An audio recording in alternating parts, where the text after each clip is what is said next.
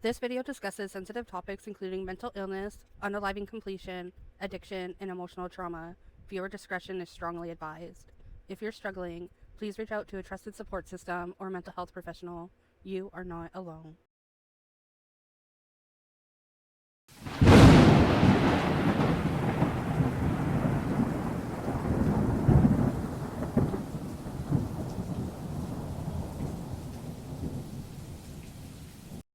Hey everyone, welcome back to Unsolved of Canada. I'm sorry I took a bit of a hiatus, but I will kind of explain why in this video. This topic is about something that has taken too many lives silently, and very recently, this exact situation has taken someone who was once very close to me. This is about addiction and mental health, and the way we lose people before they're gone.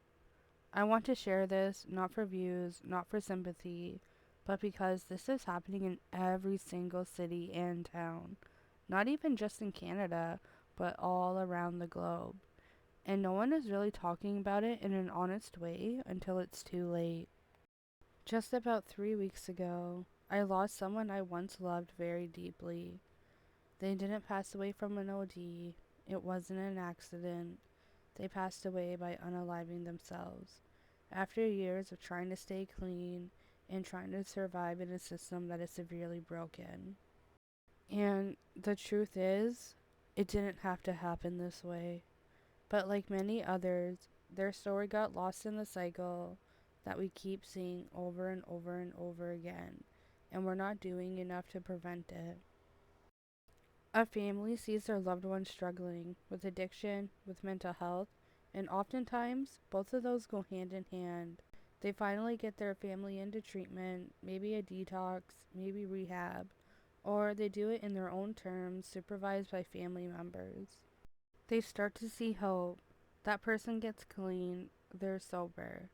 So, what's next? It's time to get a job, time to get your own place. Let's start being independent. And most people, that does sound like support.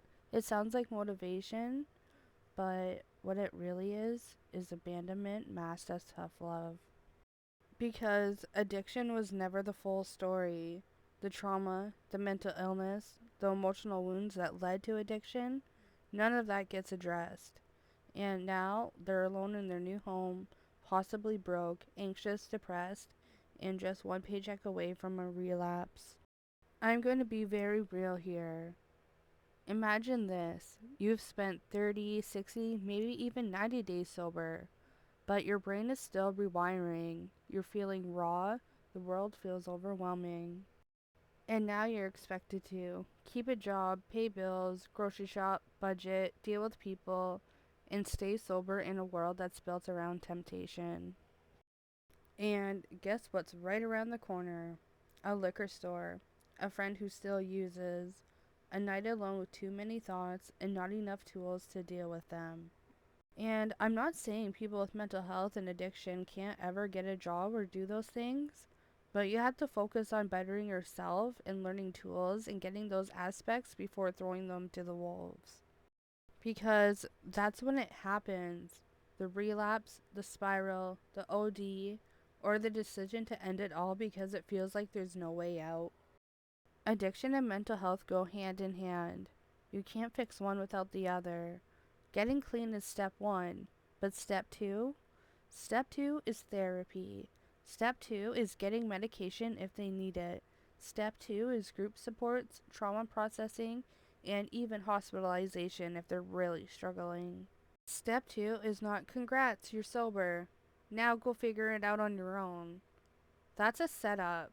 And we've got too many people falling through the cracks because we don't have a real system that catches them. If you're watching this and someone you love is going through it, please hear me. Support doesn't stop at sobriety. It doesn't stop when they say, I'm clean. That's when they need you the most. That's when the real fight begins. Check in with them. Talk about mental health. Help them access therapy. Drive them to appointments or set up a program that supplies transportation. Make it safe for them to talk to you, even when they are struggling. And don't treat relapse like it's a failure. It's a part of the process. Recovery isn't a straight line. I've gone through this system myself, and I know how frustrating and hopeless it can feel. There were times I thought I'd never make it out, but I kept showing up. I kept fighting. I was being honest with my doctors and psychiatrists, and it did eventually get easier. Not in a day, not in a week, but little by little, day by day, I started seeing that light at the end of a very dark tunnel. And if you're in a dark place right now, I promise you there is a way through it. You just have to take the next step, and then the next one after that, and the next one after that. But what breaks my heart the absolute most is that if I had known how deeply my friend was struggling, I would have helped them. I would have sat with them, fought the system with them, helped them navigate through the mental health and addiction systems, just like I did for myself. Because nobody should have to figure it out on their own. If you made it this far, I just want to say thank you for watching. And if you or someone you know needs to hear this, send it to them. And if you need help, please know there's nothing weak about needing support. You deserve help. You deserve healing. And your story doesn't have to end in tragedy. This is Unsolved of Canada, signing out. See you in the next one.